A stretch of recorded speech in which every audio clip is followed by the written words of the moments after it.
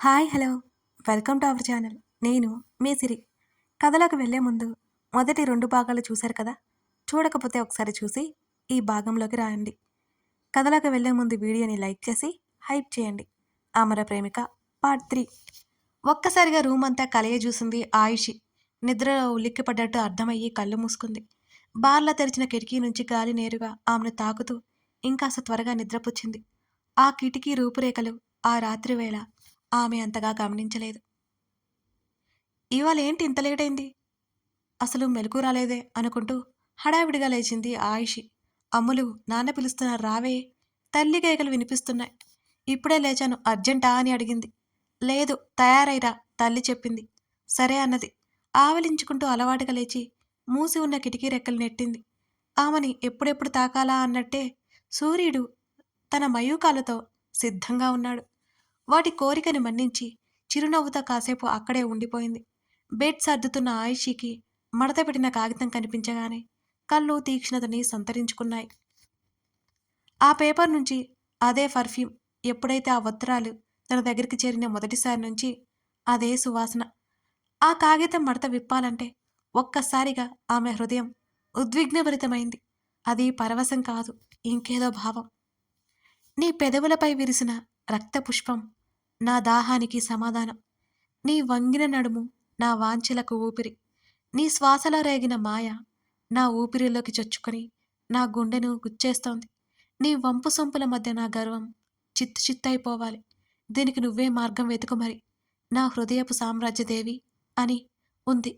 ఈసారి ఆ పేపర్ ఆమె పడేయలేదు. అటు ఇటు తిప్పు చూసింది. మరోసారి ముక్కు దగ్గర పెట్టి వాసన చూసింది. తన గదిలోకి ఎవరో వచ్చారు. రాత్రి ఎవరో వచ్చారు. తను సెన్స్ చేసింది. నిద్రలో చూసింది, కానీ ఎవరూ లేరు. ఇంతకీ ఎవరొచ్చారు? అసలు తన గదిలోకి ఎలా వచ్చాడు? ఆమె ఉన్న చోటు నుంచి కదలకుండా 2 చేతుల మధ్య ఆ కాగితాన్ని పట్టుకొని ఆలోచిస్తోంది. ఏంటి నాన్న? తండ్రి ఎదురుగా కూర్చుంటూ అడిగింది ఆయుషి. నా కూతురికి పెళ్లి చేయాలని ఆలోచిస్తున్నాను. తన జవాబు ఇవ్వట్లేదు అన్నాడు భాస్కర్. ఆమె నవ్వి, మీ కూతురికి నచ్చినవాడు దొరకలేదు. మీరు వెతికిన వాడిని మెచ్చట్లేదు.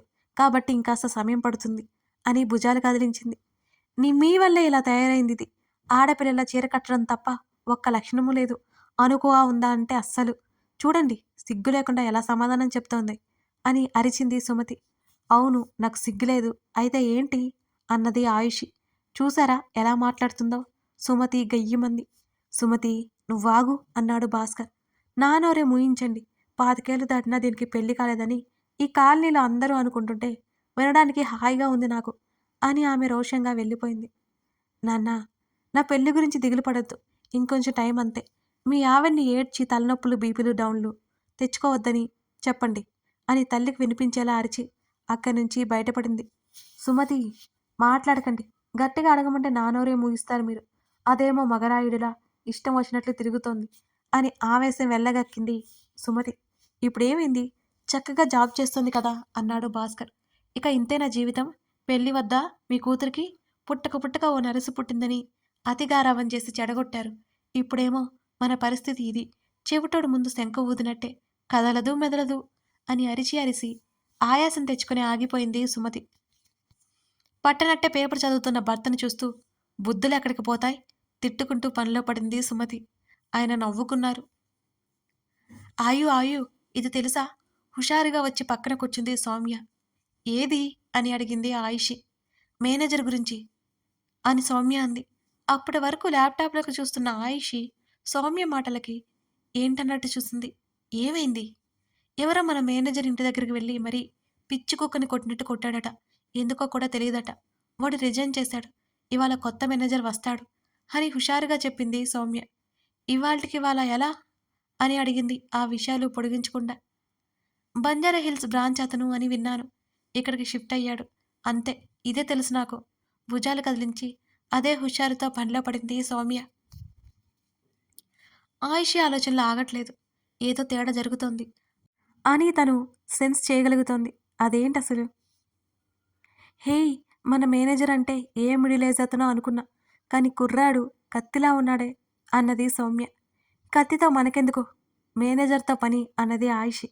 చాల్లే, అతను చాలా ఫ్రెండ్లీగా ఉన్నాడు. నువ్వు ఒకసారి చూసావంటే ఫ్లాటే అన్నది సౌమ్య. ఛీ నోర్మి, ఏం వాగుతున్నావు? అదే ఒక లేడీ ఆ ప్లేస్‌లో ఉంటే, ఆమె గురించి జెంట్స్ మాట్లాడితే ఏకంగా యుద్ధాలే. మీరు చేసేదేంటి? సిగ్గుందా? అన్నది ఆయుషి. అంత మాట అనేసావేంటే? బిక్కమొహం వేసింది సౌమ్య. నీకు రాని క్యారెక్టర్ ట్రై చేయకు. నీకు నచ్చని క్యారెక్టర్ వెళ్ళిపోయాడు.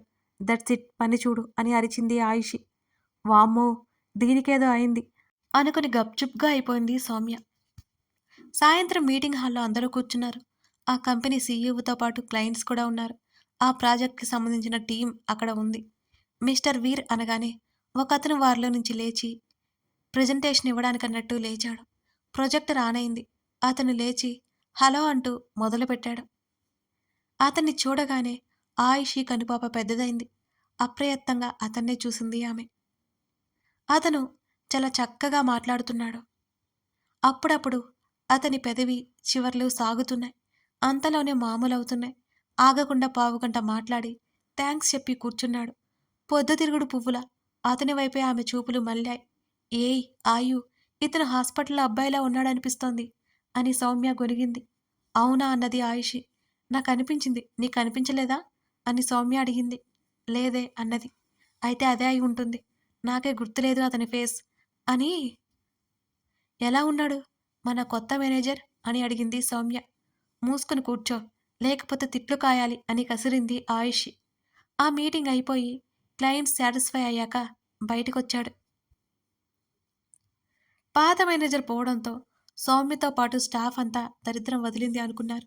ఆయు అటు చూడవే, సౌమ్య ముసిముసిగా నవ్వుతూ చెప్పింది. తర్వాత చూస్తాలే కానీ నీ పెళ్లి చూపుల సంగతి నాకింకా చెప్పలేదు నువ్వు.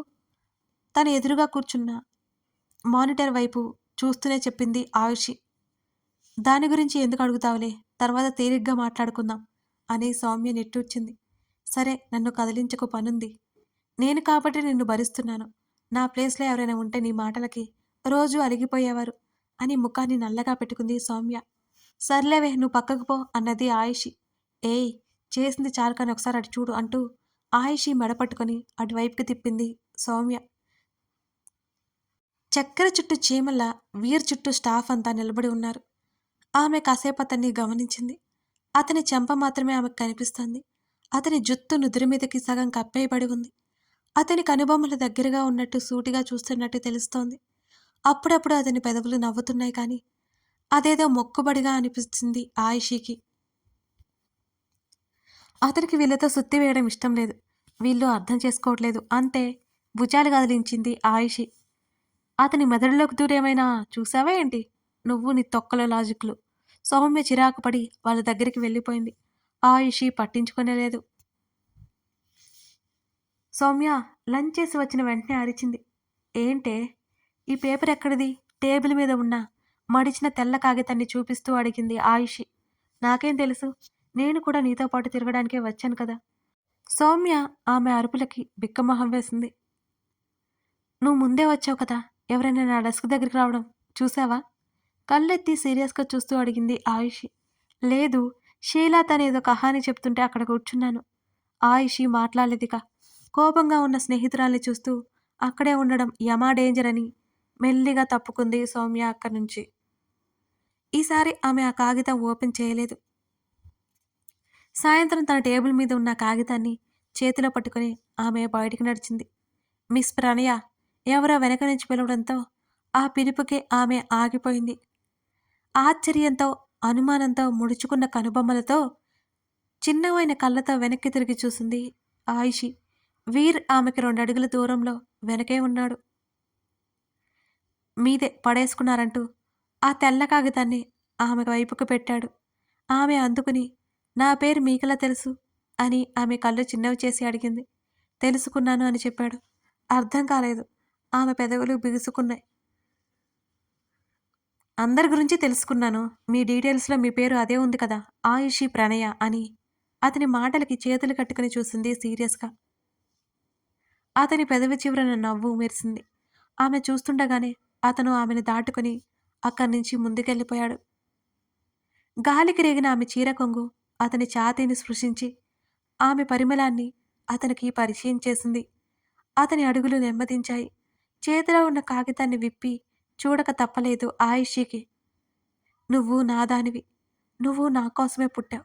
నువ్వు నా కోసమే శ్వాసిస్తున్నావు. చావు నిన్ను దూరం చేసిందా? అయితే నేను చావుని మించిపోతా. నువ్వు నా కోరిక కాదు. నువ్వు నా ఆధీనం. నేను నీ బానిస. నిన్ను కావాలి అనుకునే వారికి రక్తమే నా సమాధానం అని ఆ పేపర్‌లో ఉంది. ఒక్కొక్క అక్షరం ఆమె కనులు శోధిస్తుంటే ఆమె రోమాలు భయంతో నిక్కబొడుచుకుంటున్నాయి. ఆ చివరి వాక్యాలు చూడగానే ఆమె హతాశురాలైంది. కథ కొనసాగుతోంది. ఇంతకీ ఆ ఉత్తరాలు రాసే వ్యక్తి ఎవరు? ఈ వీరి ఎవరు? అతనికి ఏమైనా సంబంధం ఉందా? మీరేం గెస్ చేస్తున్నారో కామెంట్ చేయడం మర్చిపోకండి. మీరు మనస్ఫూర్తిగా పెట్టే ఆ ఒక్క సమీక్ష నాకు చాలా చాలా సహాయపడుతుంది. అలాగే మీకు నచ్చితే మన స్టోరీని షేర్ చేయండి. లైక్ చేసి హైప్ ఇవ్వడం మాత్రం అస్సలు మర్చిపోకండి ఫ్రెండ్స్. ఈ అమర ప్రేమిక మీ అందరి మనసులు దోచుకొని మీరు అమర ప్రేమికులైపోవాలని ఆశిస్తున్నా. Thank you for watching this video.